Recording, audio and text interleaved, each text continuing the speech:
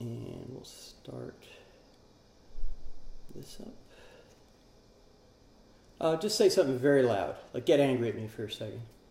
Okay, let's get started. Yeah, we're not going to peg the mics. Good. Just want to make sure we weren't going to overflow.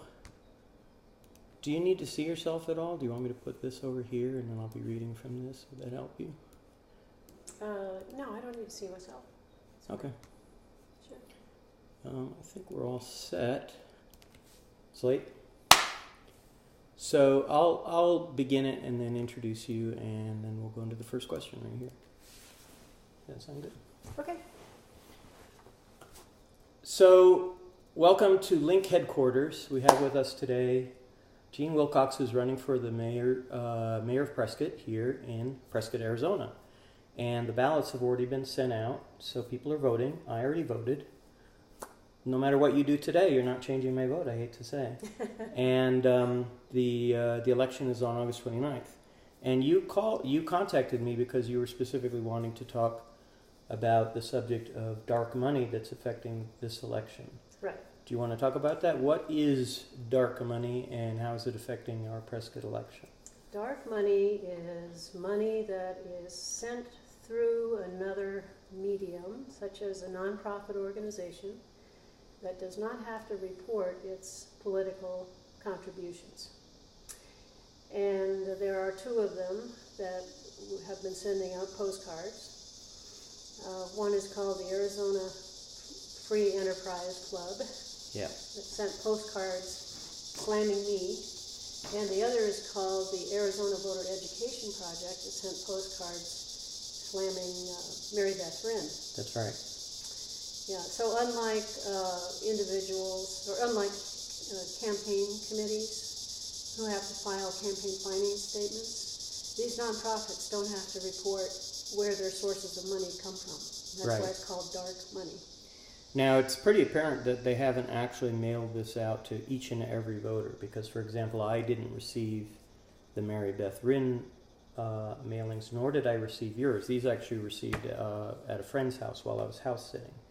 But it's still apparent that they pretty much canvassed most of Prescott's voters, as far as I understand. Would that be your understanding? My understanding is most people got them. They probably excluded people who have consistently voted Democratic or were registered Democrats. Or registered green in this Or case. registered Greens, yep. Right. I got one for some reason. Mm-hmm. My husband did not get any. Hmm. We're both registered Democrats. So they were basically targeting voters that they thought maybe independents, Republicans, that they could thought maybe they could change a few people's minds. Right. Okay. Now you told me, let's do that again. You told me before we started what the content of the postcard against you was. Do you want to tell me again what it was all about? Well, the big message was Gene Wilcox is the wrong choice for Prescott's mayor. Right. And it claimed that I vote for taxes at every turn. I did so immediately when I got into office. I voted for increase in property taxes, increase in sales taxes, increase in gas taxes, increase in water taxes. Well, right. We don't tax water. City Council has no authority to tax gases. Gasoline, right. And in 2 out of the 4 years that I've been on the council, I voted to approve the city budget, which we're required to do every year. And in 2 of those, I voted to approve all 4 years, but in 2 of those 4 years, there was a small property tax increase included in the budget. And we can't increase property taxes by any more than 2% a year plus the cost of new construction. So, for example, this past year, we decided not to do it because that 2% would have yielded only $26,000, which is less than the cost of going through all the truth and taxation hearings and publishing notice and all the staff time. It just wasn't worth it.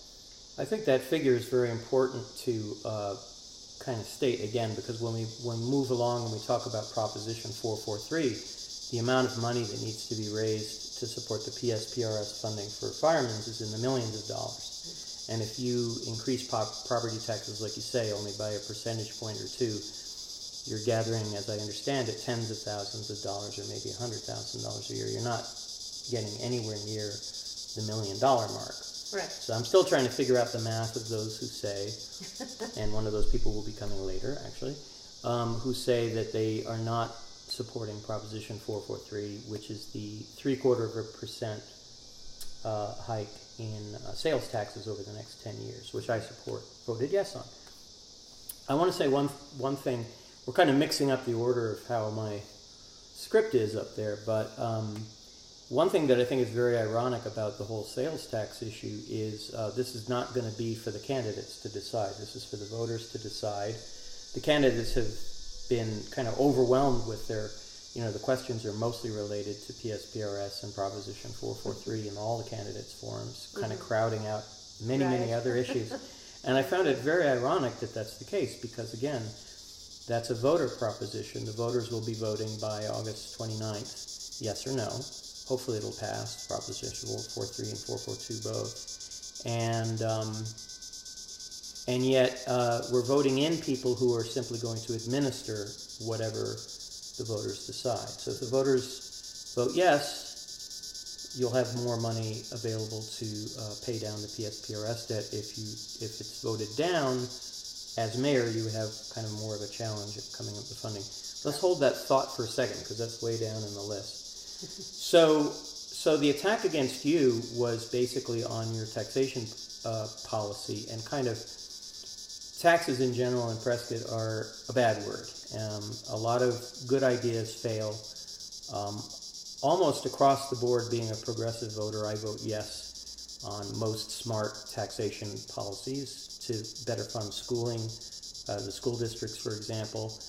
The only time I think I've ever voted no on any tax initiative is if the goal is to build more jails, or more prison systems. Because what I'd like to see is early release of nonviolent offenders.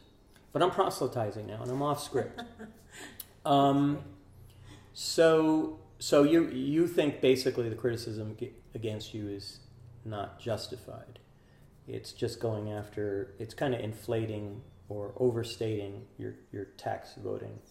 Right, and I have voted along with the majority of the council to approve a budget that increases property taxes by a very small amount. I've also voted to refer to the voters for their approval. Sales tax increases in 2015. We had three on the ballot in 2015 in August. One was for a 1 cent street sales tax, which did pass. Mm-hmm. Another was for a 0.55% sales tax for the pension obligation. That failed. Another was for a 0.08% sales tax to continue our open space funding. So ultimately, my vote was to refer to the voters for their approval. Right. And that was their choice. Right. And I think also another thing we stated, and I found this excellent website, which will be in the description of this video, or it'll be popping up on your screen right now. This is a wonderful website that works nationwide where you can go in and say, what's the sales tax at such and such a town or a city? And they break it down by state tax, which I believe is 5.75%. The county taxes 1% brings it up to 6.75%, and then the remaining tax is the city tax. And even with this 0.75% bump, which would bring us to, I think, 9.35%, if my memory is correct. 9.1%. No, I'm sorry, 9.1%. Even with this proposed Proposition 443, it only goes up to 9.1%, which is lower than many of the other places. In fact, places close by like Chino Valley, and you mentioned Prescott Valley. Mm-hmm. Those are our nearest neighbors, and they have higher sales taxes as is. So it's a little bit, I was kind of pointing out, this is another mailing that went out. There was this is put out by StandForPrescott.com, and they basically give pretty good reasons, I think, if you read this, for why PSPRS funding is a good thing to pay by sales tax. Because we're facing $78 to $80 million in liability in the coming year. Right. Then there's this thing put out by the Committee No on Prop 443, which just basically lists all the different types of taxes we might be facing, and doesn't really give you any information other than taxes are bad, is what the message is here. And I think that's the only really I've been trying to justify the math, and I that's actually going to come up in our questions when we talk to Proposition 443, but I wanted to talk about the issue of dark money. For one thing, Mary Beth Rinn has been going on the offensive and filing lawsuits. I have those lawsuits printed out, in fact. And you just took out a fairly large ad, which hopefully will... Would you mind if, like, when this is published, if I put this up in, like, I'll scan this or put this up on the video? That's fine. Okay. Yeah.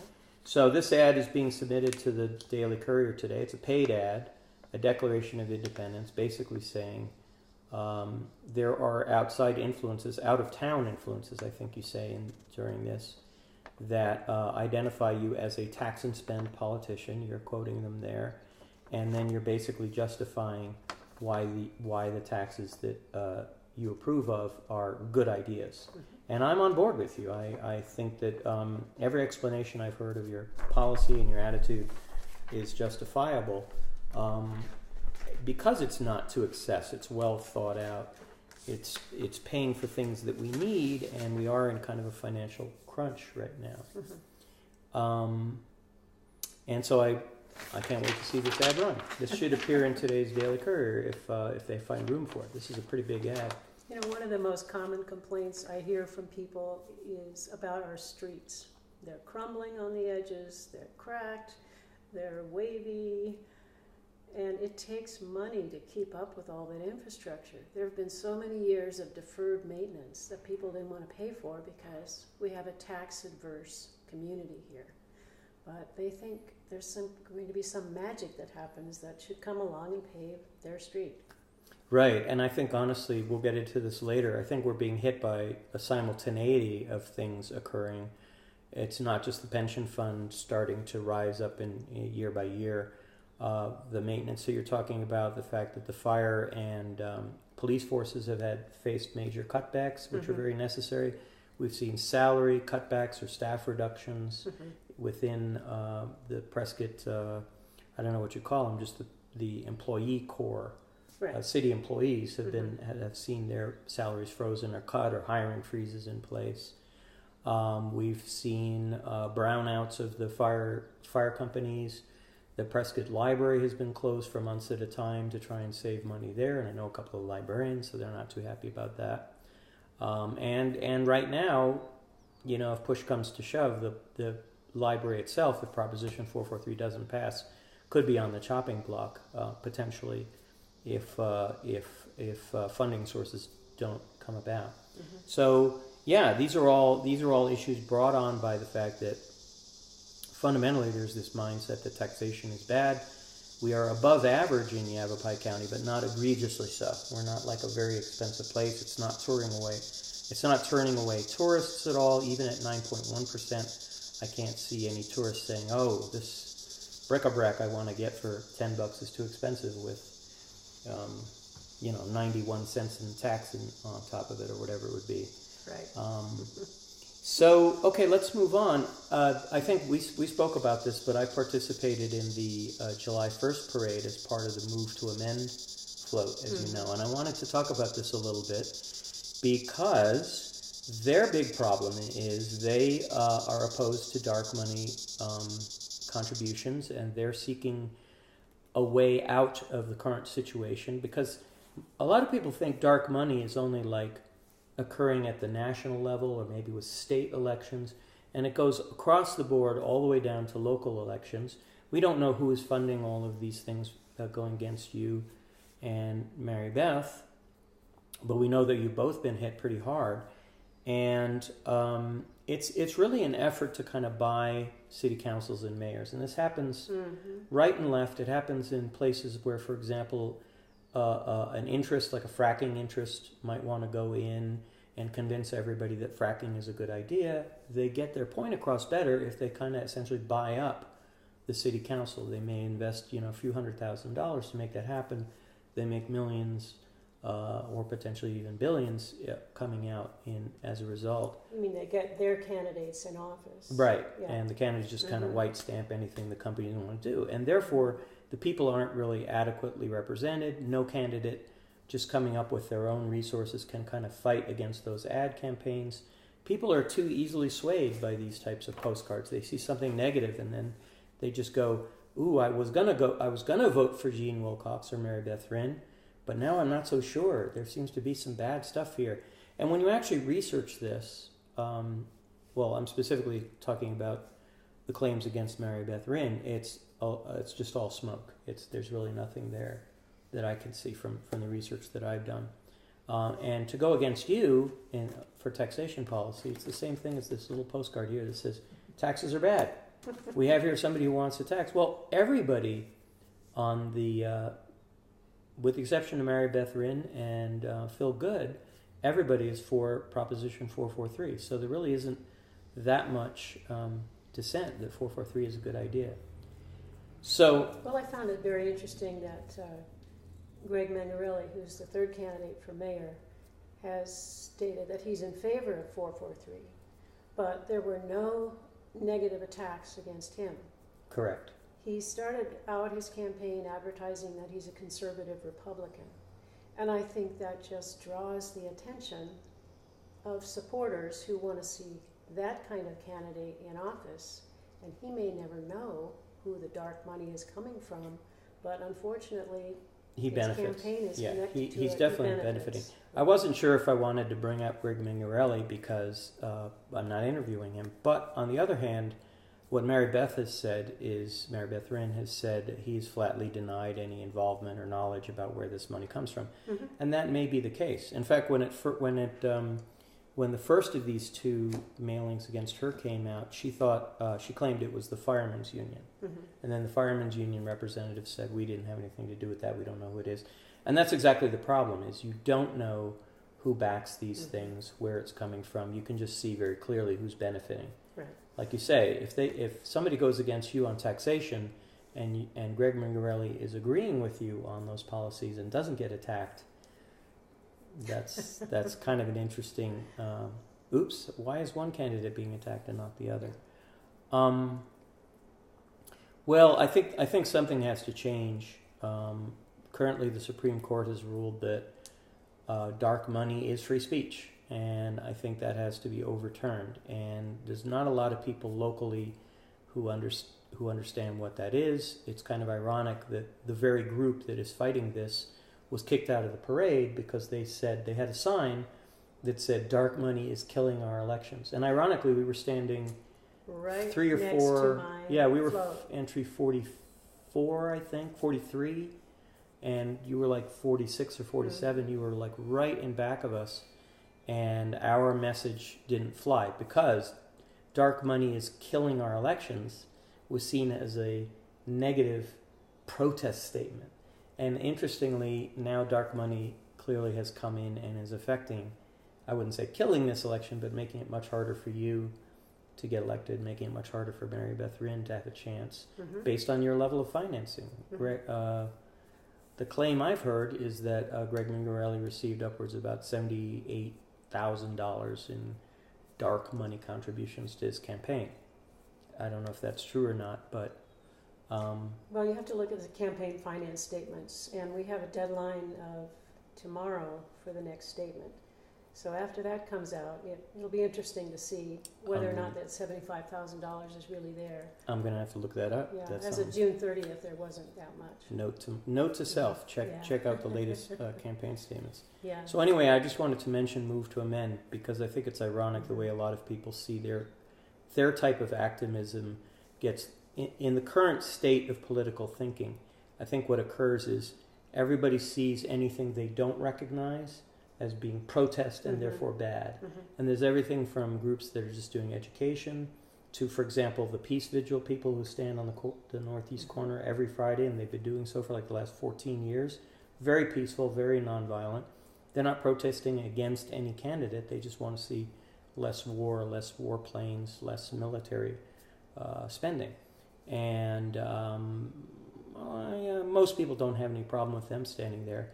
and then there are the more active protest groups. But right now, everything is viewed as one thing. And I think that's a bit of a problem because good ideas tend to get suppressed when you see it as just anti-government. You know, it is a positive thing to want to change government. So let's move on to Proposition 443. I've already said that thought there. How would you... This is the thing I have trouble with. When I look at Mary Beth Rinn's arguments and Phil Good's arguments for why they oppose Proposition 443, I have a lot of trouble making their math work out, a lot of their reasoning and math work out. It seems to be the easy thing of simply saying taxes are no good. How would you characterize where they are not seeing the true picture? In other words, in not just stating why you think Proposition 443 is good, where do you think their analysis falls short or isn't quite right? I think they're not recognizing that the amount that we're told is unfunded fluctuates.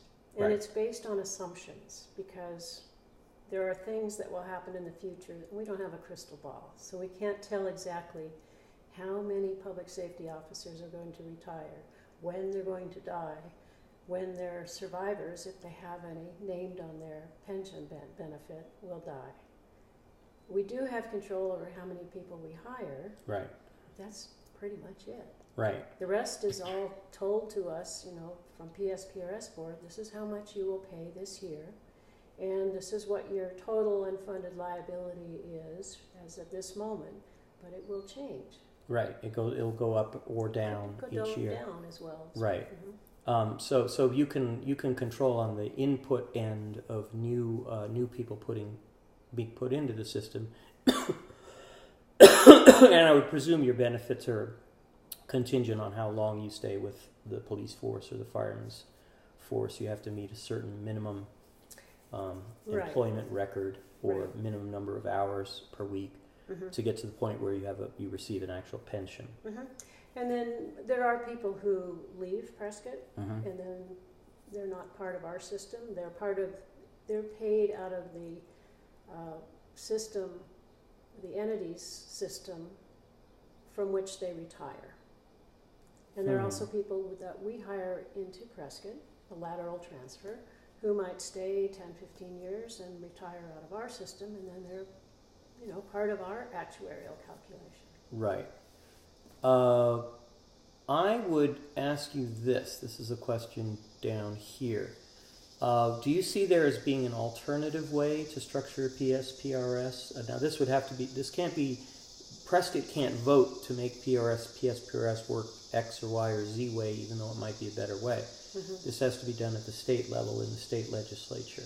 Do you think there's any better structuring of the PSPRS funding system than what currently exists? One suggestion I heard, which I thought sounded to me like a pretty good idea, was kind of make it look more like a 401k plan. I'm not really in favor of that because I think our public safety officers deserve a defined pension benefit. But if you look at the Arizona state retirement system, which is the regular state employees, that's a statewide pool. Right. And it's got the reputation of being one of the best in the country. Very reliable. It's structured differently. The benefits are not as generous. And if the investment performance isn't great, then there is no cost of living increase. Your pension stays the same. It's just one of the trade-offs that the state employees and county and city are all part of that too. Right. But having a broader pool gives the investment manager much more flexibility in how they invest things. You're always told to diversify your investments. Well, the bigger the pool of money you have to work with, the better you can do that. Right. So it's one thing we could look at. Anytime, though, we are diminishing or having a negative impact on an existing pension, then we have to go back and amend the Constitution. Right. Which was done last year. But the amendments were so specific, and they were negotiated and worked out with the agreement of the fire union and the police association. So they supported them. And these are some reforms affected retroactively existing people in the system before July 1st. Right. Like they no longer get a 4% cost of living increase every year. They got rid of the drop program, which allowed a person to say, I'm going to retire in 5 years and then not have to make their contribution to the system. That was done by agreement again and approved. But as of July 1st of this year, anybody new who's hired as in the police and fire department are under a new system. And I think we need to give that system time to work. So, if I'm understanding you correctly, the 401k idea you think fundamentally is too risky. And I know that anybody who survived the 2008-2011 period knows that at best those 3 years didn't exist. I mean, you went in with so amount of money that it dropped off and maybe your funds got back to here, and at best you skipped 3 years of earning interest. And a lot of people just simply had their savings wiped out. So you don't want to see that risk applied to our police force, our retired police force and firefighters. Not in a mandatory system, but in this new system after July 1, they have a choice to do a combination of 401k and a defined contribution system. Okay. So the 401k might be potentially more beneficial in terms of interest but riskier? Yes, exactly. And then you have instead, it's kind of like investing in two different kinds of stock portfolios, one which is less risk but less interest, higher risk, higher interest. So if I'm hearing you correctly, you think because we have a new system in place, we should give that a little bit of time before we think about tinkering and reforming yet again. Yes. Okay, fair enough. And let me go down to this question. Here's a good question. This is something I heard asked this was my question actually in the League of Women's Voters forum, candidates forum. It didn't get quite asked this way, but I'll ask it my way. Let's say the Proposition 443 fails and we don't receive the sales tax increase, and you basically have to go with what's in the coffers now, what little bit of changes you can make to property taxes or potentially business taxes. What would be your solution if Proposition 443 fails to meeting the $78 to $80 million in obligations in the coming year and then meeting subsequent years? What would be the plan B if Proposition 443 fails? Well, it's a multi-pronged plan B. We go back to the drawing board. We look at another way of presenting a sales tax to the voters. We also look at all city assets and see if we can't produce more revenue from those assets. That we have three areas that we subsidize with the general fund, which is the same fund that pays the pension debt, pays for our police, fire, parks and recreation, library. We subsidize the rodeo, we subsidize the airport and the golf course. Do we absolutely need those elements? I think we need an airport, but can the airport be more self-sufficient? A golf course is one of our recreational opportunities. It does bring in people, but could we charge more for greens fees to make it self-sufficient? Right. The rodeo grounds, that was a $15 million investment purchased by the city in 2007, 10 years ago. We've put a few million of improvements into it, but we get no revenue from it. Right. And it sits there unused for most of the year. So is there a way we can turn that into a revenue-producing asset? And the other prongs would be continuing to take a look at more efficiencies in operations. We have a new city manager as of October of last year, and he came in and the first 6 months he saved $600,000. And he's continuing to review all of our operations to see if we can make them more efficient, save costs. And Then we are also selling excess properties that we're not using. Let's raise right, like a couple of the closed schools have been talked about to well, we sell don't off. we don't own the schools, but we have some. The school grounds, I think, the land. That's Pretty sure. that's the school district. Belongs to the school district. Oh, I see. Okay. But we did sell an unused water reservoir Mm-hmm. up on Palmer Hill, and we sold a lot next to Boys and Girls Club. We sold the old fire station, the Wildland Fire Station, and a lot next to it. So this year we gained probably close to $700,000, Right. which helps us make our payment. But once you sell property, it's gone. Yeah. And it's a one-time thing. So we need to keep looking for those opportunities as much as we can. Right. But it sounds to me, just offhand, the scale that you need to get at to properly fund 443 by just simply selling off things alone or becoming leaner or trimmer, that's a hard route. That's a hard route to go. It is. You really need a continuing stream of revenue because our obligation fund payments are continuing too. Vote yes on 443. Sorry to be so biased, but yeah, I know we've covered 443, I think, to death. Yeah, I think it's going to be very difficult to make all of these things somehow magically happen if 443 fails, and that's what I hear the candidates who are opposed to 443 kind of have these ideas. Mary Beth Rinn, I know in talking to her, has said she would want to raise property taxes, and I can't make that equation match up with the amount that would need to be raised. It just doesn't. It doesn't work. No, we're limited by the Constitution and how much we can raise Right. every year, and it's such a small amount. It's not going to make even our annual obligation for the active retirees. Right. Let's move on to next big topic.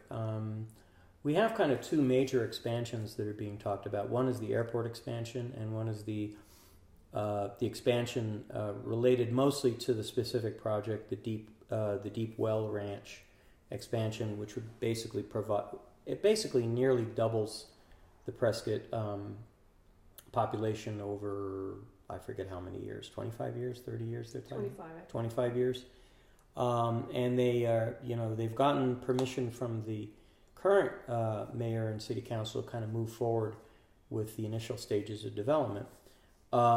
We still don't know how we're going to get that much water into the area. Studies being done on the Verity River aquifer to see how we can get water to that many people. We're talking about 30,000, 25,000, 30,000 people coming in over that time frame.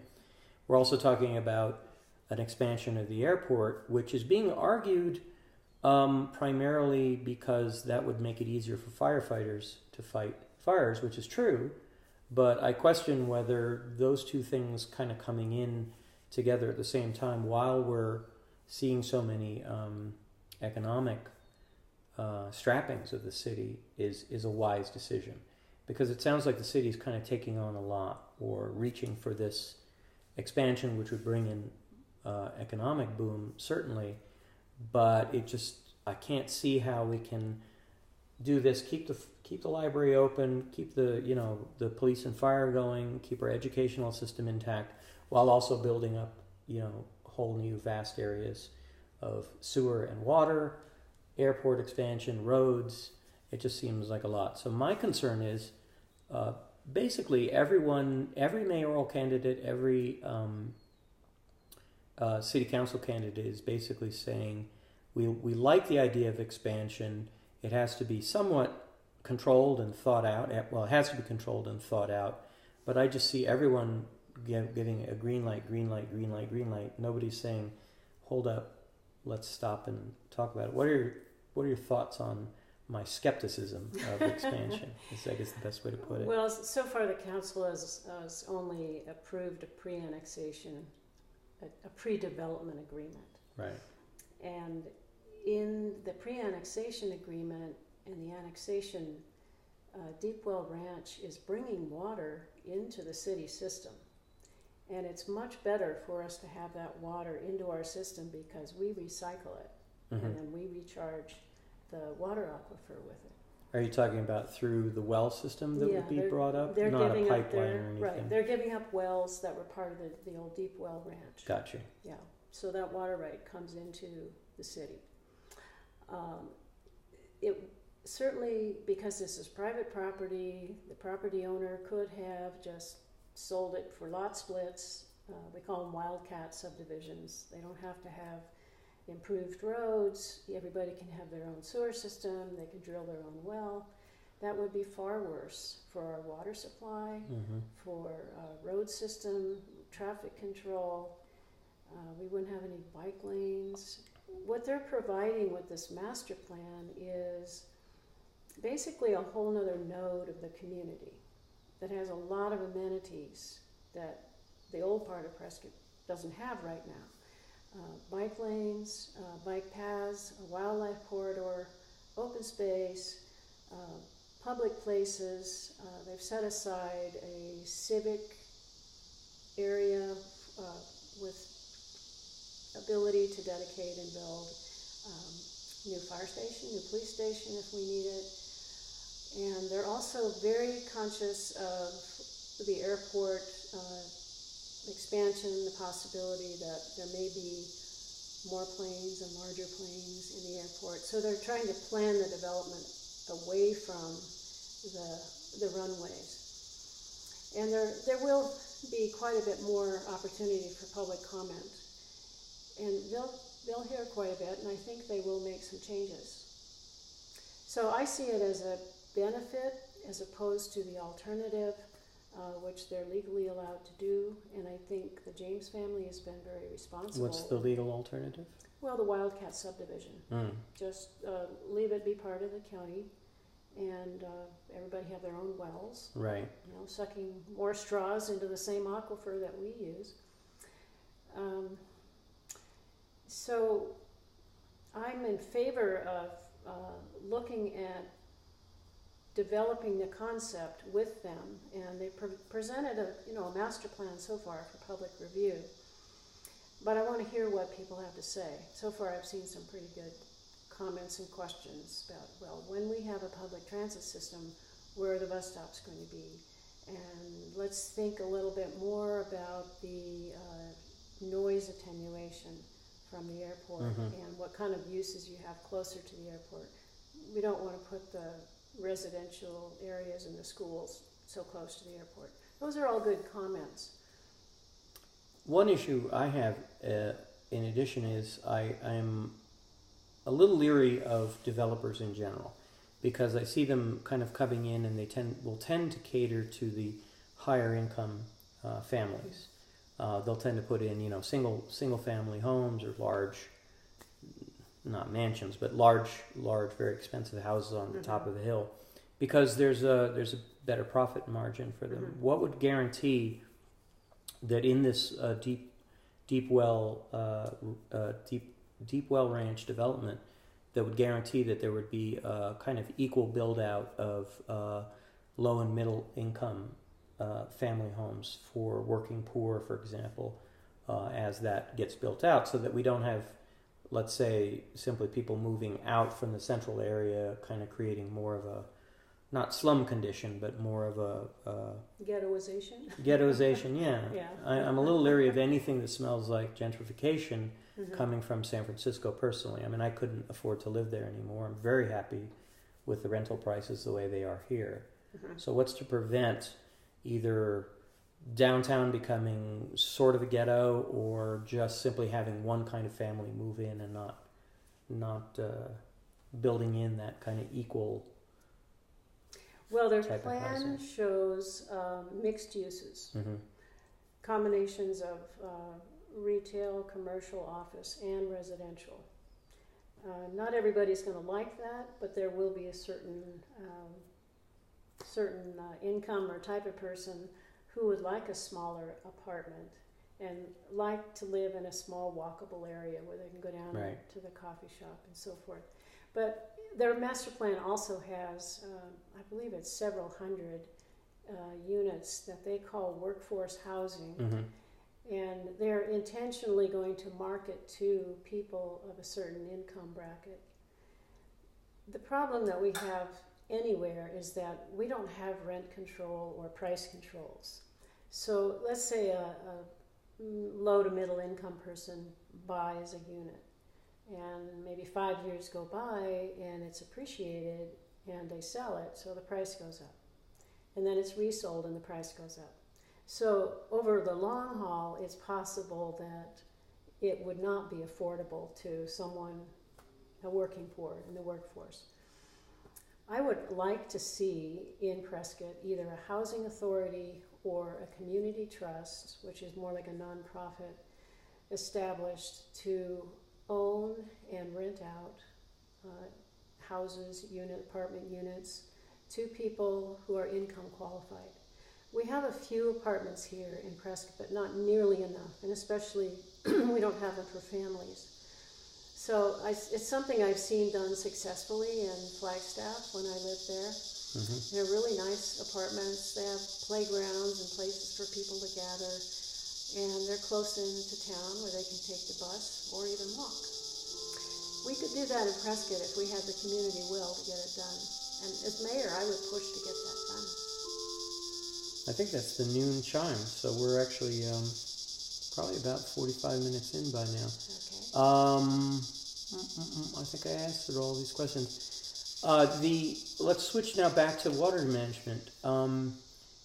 I caught the first two candidates forums, the one at Las Fuentes Resort, which was cut short because of the fire alarm that occurred, so none of the people could ask questions. But since then, I've been able to ask all the candidates questions. And then there was the League of Women's Voters Candidate Forum. But the third major forum I missed, and that was the Citizens Water Advocacy Committee, CWAG, group, Citizens Water Advocacy Group Forum, which was held most recently. So could you summarize what the water-oriented questions were that you were asked and what your responses were, since I missed it?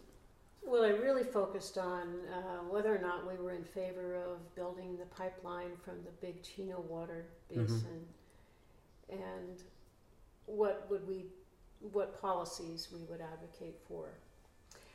And my position is, I think it's important to protect the Upper Verde River Basin, not just from an environmental or ecological point of view, but we have to legally respect the water rights of the downstream users. Right. Big one is Salt River Project. Mm-hmm.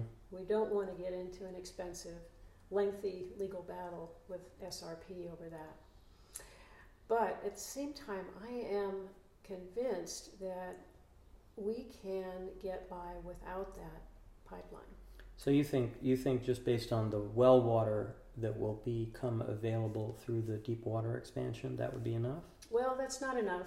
That's part of it for new growth. Mm-hmm. But I would like to have an ordinance that requires all new development to install rainwater harvesting infrastructure. Mm. It is very possible to build a new house and never have to use city water. If you have cisterns built and filter the water, and for small family, you would not need to use city water at all. And just think of all the houses around here that could be retrofitted with rainwater harvesting systems. Yes, it takes education. It's just another plumbing feature that we all homeowners have to learn how to deal Right. with, or tenants. But the city could facilitate with that education quite a bit. And it's also an entrepreneurial opportunity which really hasn't been taken advantage of. Mm-hmm. I think that for a while, when we had a really energetic city employee, maybe 3 or 4 years ago, working on rainwater harvesting, a lot of people were interested, and they took advantage of the rebate program to get a reduction on their water bill if they put in a rainwater harvesting system, but it's kind of dropped off. So to me, it's a matter of getting the word out, telling people, yes, it's easy, can be done. So you don't have to use city water for landscaping. At least if we eliminated the landscaping use of city water, we would save many, many thousands of gallons of water every year. There's also gray water recycling, which is simply taking your dishwater or your, what comes out of your washing machine or your dishwasher and using that for other uses, to run through your toilet or to water your garden or what have you. So that was a little more controversial because right now the gray water goes into the sewer system, is treated, and then goes into the recharge basin. Right. So it's part of our water management portfolio that's regulated by the state. Right. There's actually, where I was headed with that is there's currently laws that say you can't do the types of things I'm talking about. It would be against the law, even though you're making more efficient use of your water. There's valid health reasons and, like you say, infrastructure reasons for why that complicates things. But like you say, we kind of need out of the box thinking on these matters. And I think we're at the end.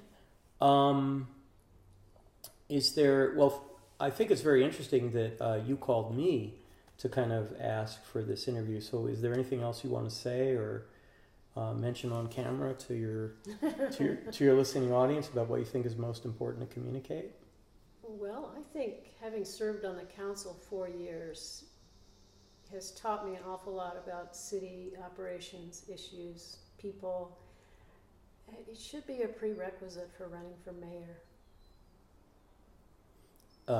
Running for city council should be a requisite for running for mayor. Yes, running for, being on the council. You slammed everybody. You slammed all the other candidates. Well, I don't mean it as a slam. I give them a lot of credit for wanting to jump in the race, but it's without that learning experience, you've got a learning curve coming in new to City Hall. And honestly, even with my background in government law, local government law, it took me a couple years to go through 2 budget cycles and catch on to, this is how the operations and the money is handled. But you see, I think it's interesting because I think the same argument, I'm just giving you my thoughts here, the same argument could be leveled against Alexa Scholl, who's only 19 years old and running for city council, coming from merely being a student. And when I hear her talk, I was actually amazed to find out she was only 19. I thought she was in her mid-20s just by the way she talked. She speaks so eloquently. She speaks with such passion. It's at times a little bit naive, but I don't fault anyone for being naive going in. They'll find out pretty quick what things can be accomplished and what things take a little bit more doing, a little bit more effort. But I think if you get people that are maybe even a little too cynical, that could be a problem for city council. Sure, but as a single council person, I think it's a lot easier to learn and listen to your fellow council members and communicate on that level. But as mayor, you're the front line. You're the ambassador, the communicator with the public. People don't often make appointments with the city manager, but they want to see the mayor.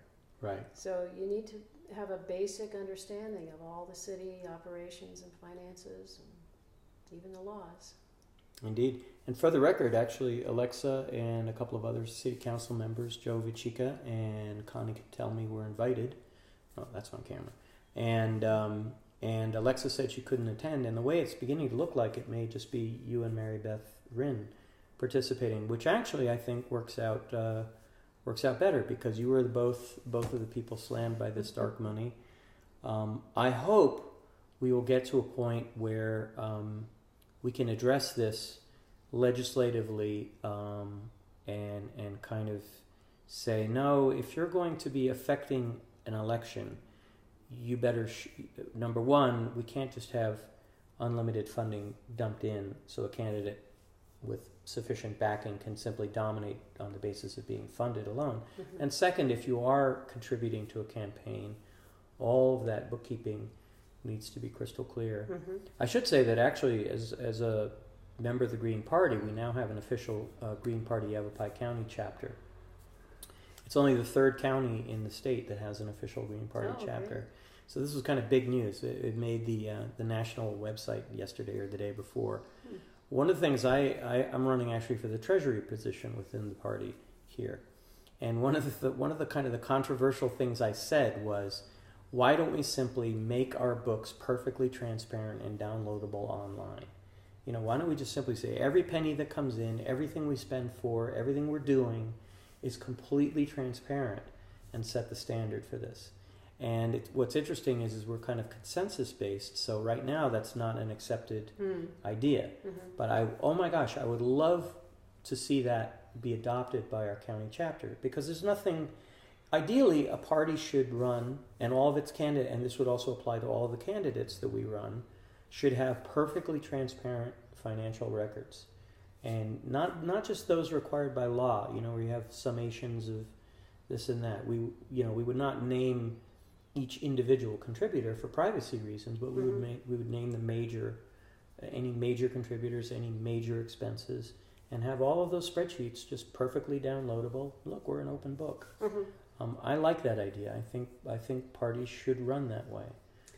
Well, parties are in this day and age, they play strategies, they play games, and the Green Party might be at a disadvantage when it comes to the game playing that goes on amongst the Democratic Party and the Republican Party and the Tea Party and by the not dark money playing those parties. games? By not playing those games. Well, however, you could set a good example and it may change the world. Honestly, I don't think dark money, if you look at the last presidential election, now we're definitely off script here, but if you look at the last presidential election, I don't think dark money played as large a role as it was thought to be would be the case. I don't think any of the Koch-sponsored or George Soros-sponsored necessarily candidates came to any fruition. Bernie Sanders made his run largely on $29 donations, a whole bunch of rich doctors, a few unions. And incidentally, dark money should apply to unions as well. Unions, nonprofits, corporations, none of those should be able to just dump unlimited funds into elections at any level. That's at least my thinking. And Donald Trump was not heavily funded, as far as my understanding is, by the major super PACs.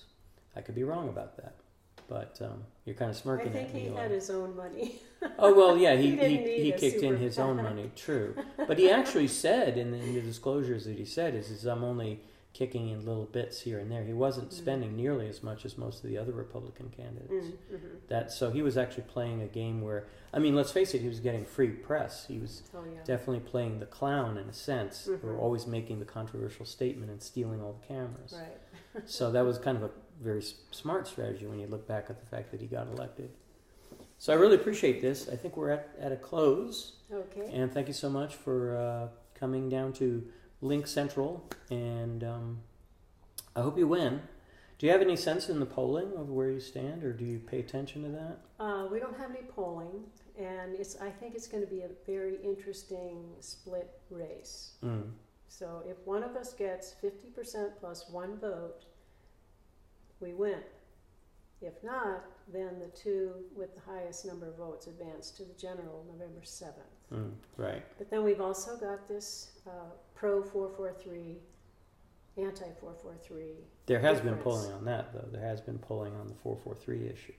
I've been purposely not looking at the polls. I haven't either. Okay, well good. Neither of us know what the polling should say. Okay. And therefore we can't influence what voters think at this point. Right. And do you think more than 50% or less than 50% of the votes have been cast at this point? I really don't know. That's one of those things we can't really know. Yeah, there are certain people who will vote right away so they don't forget, and other people who they'll let it sit on the kitchen counter until August 29th. Right. Well, I'm one of those early voters. I knew, and the only thing I hadn't quite made up my mind on was Proposition 442, which no one is talking about, but that was once I figured it out, it was an easy yes as well. So. It's difficult to read on the ballot, but yeah. It should be a no-brainer. It's a home rule option that Prescott has got to have. Right, the ability to make our own choices. Right. And what's interesting is there were no opinions either for or against filed, so that made it even more interesting to try and figure out that nobody was talking about it. So, well, thank you so much. Thank you. And you didn't get to drink much of your water, so no, I didn't. Get to that. Was there any part of that you're not happy with or want to do over? Or? No, No. You good with it? Yeah. I mean, as is always true with me getting involved in anything, there's a lot of rambling nonsense, but the full format video will just be uncut. And then I'll also be chopping this down once I also do this a similar thing with Mary Beth Rinn. And the way I'll do it with her is it'll be intercut between you and her on a lot of these topics. Oh. Like you'll say one, I'll say a question, you'll answer it one way, she'll answer it either the same way or a different way. So it'll be more like, not exactly debate form, but more, this is the way I'm envisioning it at least, the more palatable way of doing is to put you guys together. And on the topic of the dark money, that's going to be very interesting to see what she says, because I know she's been putting up a major fight. This is a good thing. Yeah, she's more personally affected. Well, they went, I mean, oh my gosh, I mean... To go after medical information. Yeah, I think that's just horrible. I have a mental condition, a mood disorder, so if somebody... if somebody used that against me, like let's say I'm going for office within the Green Party and somebody challenged me on the basis of my medical background, that would be horrible. Stand by. Good. Let me just stop all the recordings.